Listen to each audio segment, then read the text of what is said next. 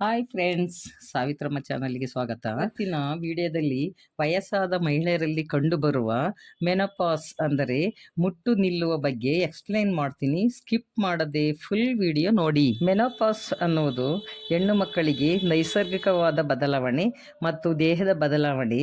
ಇವುಗಳನ್ನು ಯಾವುದರ ಮೂಲಕವೂ ತಡೆಯೋದಕ್ಕೆ ಆಗಲ್ಲ.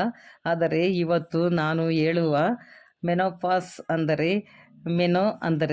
ಮೆನಸ್ಟ್ರಾಲ್ ಪಾಸ್ ಅಂದರೆ ಅದು ನಿಲ್ಲುವಿಕೆ. ಮೆನೋಪಾಸ್ ಅಂದರೆ ಇದು ವಯಸ್ಸಾದ ಮಹಿಳೆಯರಲ್ಲಿ ಮುಟ್ಟು ನಿಲ್ಲುವಿಕೆ ಅಂತ ಕರೀತಾರೆ. ಆ ಮುಟ್ಟು ಆಗುವ ಸಮಯದಲ್ಲಿ ಫರ್ಟಿಲಿಟಿ, ಅವರು ಮಕ್ಕಳನ್ನು ಹೆರುವ ಒಂದು ಹಂತದಲ್ಲಿರ್ತಾರೆ. ಮುಟ್ಟು ನಿಂತ ನಂತರ ಅವರಿಗೆ ಮಕ್ಕಳು ಆಗುವುದಿಲ್ಲ ಎಂಬುದನ್ನು ನೈಸರ್ಗಿಕವಾಗಿ ದೇಹವೇ ಕೊಡುವ ಸಿಗ್ನಲ್ ಆಗಿರುತ್ತದೆ. ಇನ್ನು ಮೆನೋಪಾಸ್ ಆಗಿದೆ ಅಂತ ಹೇಗೆ ನಾವು ತಿಳ್ಕೋಬೇಕು ಅಂದರೆ, 40ರಿಂದ 45 ವರ್ಷದ ಮೇಲ್ಪಟ್ಟ ಹೆಂಗಸರಲ್ಲಿ 8ರಿಂದ 1 ವರ್ಷದೊಳಗೆ ಅವರು ಯಾವುದೇ ಮುಟ್ಟು ಆಗುವುದಿಲ್ಲ. ಅವಾಗ ಅವರಿಗೆ ಮುಟ್ಟು ನಿಂತಿದೆ ಅಂತ ನಾವು ತಿಳ್ಕೋಬಹುದು. ಇನ್ನು ಕೆಲವು ಮಹಿಳೆಯರಲ್ಲಿ ತಿಂಗಳಲ್ಲಿ 1 ಸಾರಿ ಅವರು ಮುಟ್ಟಾಗ್ತಾರೆ. ಅಂದರೆ ಜಾಸ್ತಿ ಹೆವಿ ಬ್ಲೀಡಿಂಗ್ ಇರ್ತದೆ. ಆದ ನಂತರ ಒಂದು 15 ದಿವಸ ಅಥವಾ 1 ತಿಂಗಳವರೆಗೂ ಬ್ಲೀಡಿಂಗ್ ಆಗಿ ಸ್ಟಾಪ್ ಆಗುತ್ತೆ. ಮತ್ತೆ ಅವರು 3 ತಿಂಗಳು ಮುಟ್ಟಾಗೋದಿಲ್ಲ. 3 ತಿಂಗಳ ನಂತರ ಅವರಿಗೆ ಬ್ಲೀಡಿಂಗ್ ಕಾಣಿಸ್ಕೊಳ್ತದೆ. ಅವಾಗ ಹೆವಿ ಬ್ಲೀಡಿಂಗ್ ಆಗಿರ್ಬೋದು ಅಥವಾ ಕಡಿಮೆ ಬ್ಲೀಡಿಂಗ್ ಆಗಿರ್ಬೋದು. ಆದರೆ ಆ ಬ್ಲೀಡಿಂಗ್ ಆದ ನಂತರ ಮತ್ತೆ 6 ಮಂತ್ 6 ತಿಂಗಳು ಅವ್ರಿಗೆ ಬ್ಲೀಡಿಂಗ್ ಆಗೋದಿಲ್ಲ. 6 ತಿಂಗಳ ನಂತರಲ್ಲೂ ಸಹ ಅವರಿಗೆ ಕೆಲವರಿಗೆ ಬ್ಲೀಡಿಂಗ್ ಆಗುತ್ತೆ. ಜಾಸ್ತಿ ಆಗ್ಬೋದು, ಕಡಿಮೆ ಆಗ್ಬೋದು, ಆಮೇಲೆ ಫುಲ್ ಸ್ಟಾಪ್ ಆಗುತ್ತೆ. ಇನ್ನು ಕೆಲವರಿಗೆ ಕೆಲವೊಂದು ಸಂದರ್ಭದಲ್ಲಿ ಅವರು ಮೆಡಿಕಲ್ ಕಂಡೀಷನ್ನಿಂದ ಅವರು ಋತುಬಂಧನ, ಪೀರಿಯಡ್ಸ್ ನಿಲ್ಲುವ ಸಾಧ್ಯತೆ ಇರುತ್ತದೆ. ಏಕೆಂದರೆ ಗರ್ಭಕೋಶದಲ್ಲಿ ಕೆಲವೊಂದು ಗಡ್ಡೆಗಳಾಗಿರ್ಬೋದು, ಆಪರೇಷನ್ಗಳಾಗಿರ್ಬೋದು, ಬಲ್ಕಿ ಯೂಟ್ರಸ್ ಈ ಥರ ಎಲ್ಲ ಇರುವಾಗ ಆ ಗರ್ಭಕೋಶವನ್ನೇ ಅವರು ತೆಗೆದುಕೊಳ್ಳುವ ಸಾಧ್ಯತೆ ಇರುತ್ತದೆ. ಇದರಿಂದಲೂ ಸಹ ಈ ರೀತಿಯೂ ಸಹ ಮುಟ್ಟು ಸ್ಟಾಪ್ ಆಗುವ ಸಾಧ್ಯತೆ ಇದೆ.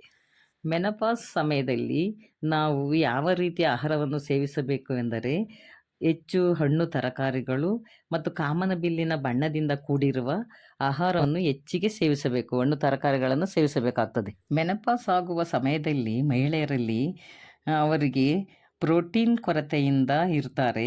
ಮೂಳೆಗಳ ಸವೆತ, ಸ್ನಾಯುಗಳ ಸವೆತ ಹೆಚ್ಚಾಗಿ ಇರುವುದರಿಂದ ಆ ಸಮಯದಲ್ಲಿ ಮೀನು, ಮೊಟ್ಟೆ, ಮಾಂಸ ಇವುಗಳನ್ನು ತೆಗೆದುಕೊಳ್ಳಬೇಕು.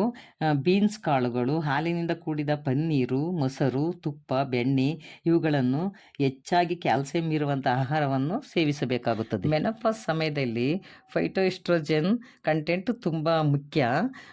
ಅದು ಇಂಥ ಆಹಾರದಲ್ಲಿರುತ್ತದೆ: ಅಗಸೆ ಬೀಜ, ಎಳ್ಳು, ಬೆಳ್ಳುಳ್ಳಿ, ಬಾದಾಮಿ, ಸೇಬು, ಶೇಂಗಾ, ಸೋಯಾಬೀನ್ ಇವುಗಳಲ್ಲಿ ಹೆಚ್ಚಾಗಿ ಸಿಗುತ್ತದೆ. ಮೆನಪಾಸ್ ಸಮಯದಲ್ಲಿ ದೇಹದಲ್ಲಿ ಡ್ರೈನೆಸ್ ಹೆಚ್ಚಾಗಿ ಕಂಡುಬರುತ್ತದೆ. ಹಾಗಾಗಿ ಇಂಥ ಸಮಯದಲ್ಲಿ 2ರಿಂದ 3 ಲೀಟರ್ ನೀರನ್ನು ಸೇವಿಸಬೇಕಾಗುತ್ತದೆ. ಈ ಸೇವನೆಯಿಂದ ಆಸಿಡಿಟಿ, ಹೊಟ್ಟೆ ಉಬ್ಬರ ಇವುಗಳು ಕಡಿಮೆಯಾಗುತ್ತದೆ.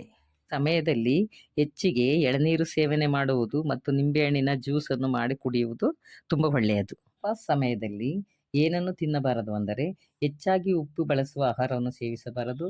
ಹೆಚ್ಚು ಸಕ್ಕರೆಯಿಂದ ಮಾಡಿದ ಪದಾರ್ಥಗಳನ್ನು ಸೇವಿಸಬಾರದು. ಆಲ್ಕೋಹಾಲ್ ಸೇವನೆ ಇದ್ದರೆ ಬಿಡಬೇಕು. ಸೋಡಾ ಡ್ರಿಂಕ್ಸ್, ಮೈದಾ ಹಿಟ್ಟು ತಯಾರಿಸಿದ ತಿಂಡಿಗಳನ್ನು, ಟೀ, ಕಾಫಿ ಇಂಥವುಗಳನ್ನು ಮಿತವಾಗಿ ಸೇವಿಸಬೇಕು. ಬೇಕರಿ ಐಟಮ್ಗಳನ್ನು ಬಳಸಬಾರದು. ದೇಹದ ತೂಕವನ್ನು ಸರಿಯಾಗಿ ಇಟ್ಟುಕೊಳ್ಳಬೇಕಾಗುತ್ತದೆ. ಏಕೆಂದರೆ ದೇಹದ ತೂಕ ಇಂಪಾರ್ಟೆಂಟು. ಅಂದರೆ ಈ ದೇಹದ ತೂಕ ಕೆಲವೊಂದು ಸಿಂಪ್ಟಮ್ಸನ್ನು ಡಿಫೆಂಡ್ ಆಗಿರುತ್ತದೆ. ಏಕೆ ಅಂದರೆ ಸಣ್ಣ ಇದ್ದವರಿಗೆ ಬೇರೆ ಥರದ ಸಿಂಪ್ಟಮ್ಸ್ ಇರುತ್ತದೆ, ದಪ್ಪ ಇರುವವರಿಗೆ ಬೇರೆ ಥರದ ಸಿಂಪ್ಟಮ್ಸ್ ಇರುತ್ತದೆ. ಮೆನೋಪಾಸ್ ಸಮಯದಲ್ಲಿ ಹೆಚ್ಚು ಬ್ಲೀಡಿಂಗ್ ಇರೋದರಿಂದ ಹೆಂಗಸರಿಗೆ ಭಯ, ಗಾಬರಿ ಇಂಥದ್ದು ಹೆಚ್ಚಾಗಿರುತ್ತದೆ. ಈ ಸಮಯದಲ್ಲಿ ಬೆಡ್ ರೆಸ್ಟಲ್ಲಿರಬೇಕಾಗ್ತದೆ. ಮನಸ್ಥಿತಿ ನಾರ್ಮಲ್ ಆಗಿ ಇಟ್ಟುಕೊಳ್ಳಬೇಕಾಗುತ್ತದೆ. ಮತ್ತು ಸುಸ್ತು ಇರುವುದರಿಂದ, ಟೆನ್ಷನ್ ಇರುವುದರಿಂದ ಇದನ್ನೆಲ್ಲ ಕಂಟ್ರೋಲ್ ಮಾಡಿಕೊಂಡು ಬೆಡ್ ರೆಸ್ಟಲ್ಲಿ ಇರಬೇಕಾಗ್ತದೆ. ಈ ವಿಡಿಯೋದಲ್ಲಿ ನಾವು ಹೇಳಿರುವಂತಹ ಮೆನೋಪಾಸ್ ಬಗ್ಗೆ ಹೇಳಿರುವಂಥ ವಿಡಿಯೋಗಳು ನಿಮಗೆ ಇಷ್ಟ ಆದರೆ ದಯವಿಟ್ಟು ಲೈಕ್ ಮಾಡಿ. ಮತ್ತು ಇನ್ನು ನಿಮಗೆ ಇದೇ ರೀತಿ ಮೆನ್ಸ್ಟ್ರಾಲ್ ಬಗ್ಗೆ ವಿಡಿಯೋಗಳು ಬೇಕಿದ್ದರೆ ಕಮೆಂಟ್ ಮಾಡೋದನ್ನು ಮರಿಬೇಡಿ. ನಮಗೆ ನೀವು ಮಾಡುವಂಥ ಕಮೆಂಟ್ಗಳು ನೆಕ್ಸ್ಟ್ ವಿಡಿಯೋಗೆ ನಮಗೆ ಸಜೆಷನ್ ಇದ್ದ ಹಾಗೆ ಸಬ್ಸ್ಕ್ರೈಬ್ ಮಾಡಿ, ಲೈಕ್ ಮಾಡಿ, ಶೇರ್ ಮಾಡಿ. Thank you.